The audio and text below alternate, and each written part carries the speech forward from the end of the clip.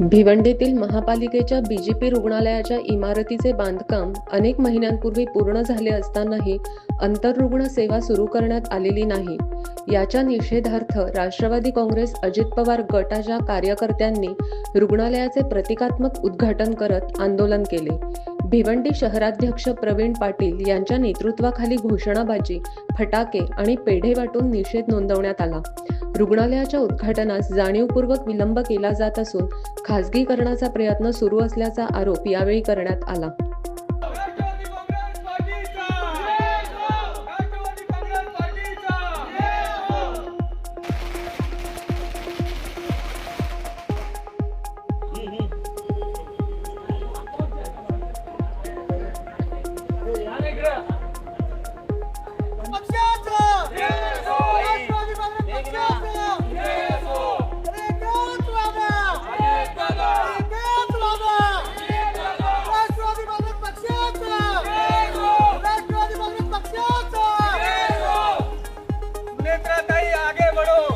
याची ओपनिंग जवळजवळ 6 महिने वर्षापासून निसते। आता नवीन महापौर पण येऊन गेले, सगळेजण येऊन गेले।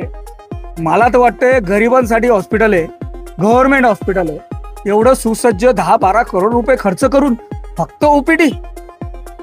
आज एक्सरे मशीन आलेली आहे, डेंटिस्ट आहे, सगळ्या गोष्टी इथं अवेलेबल आहेत। म्हणजे जे IGM हॉस्पिटल पेशंट केल्यानंतर रेफर करतं जा सिव्हिलला, अरे आज सिव्हिलला जायची गरज राहणार नाही ना। आज भिवंडीचा अर्धा लोड जो आहे या हॉस्पिटलमुळे कमी होईल। आज हॉस्पिटल ओपनिंग साठी एवढं थांबवणं हा मूर्खपणा आहे, गरीब लोकांच्या जनतेचं जीवाशी खेळणं आहे।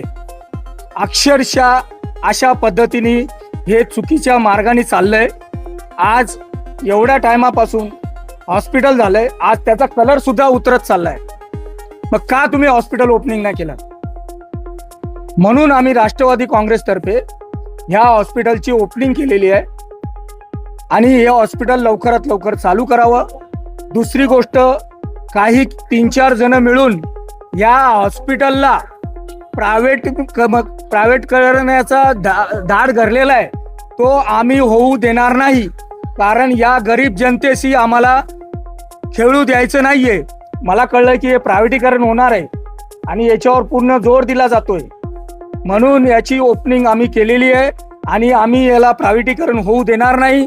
आम्ही गोरगरीब जनतेबरोबर आहे, जनतेबरोबर राहणार आहेत आणि जनतेच्याच बरोबरीने आंदोलन पण करणार।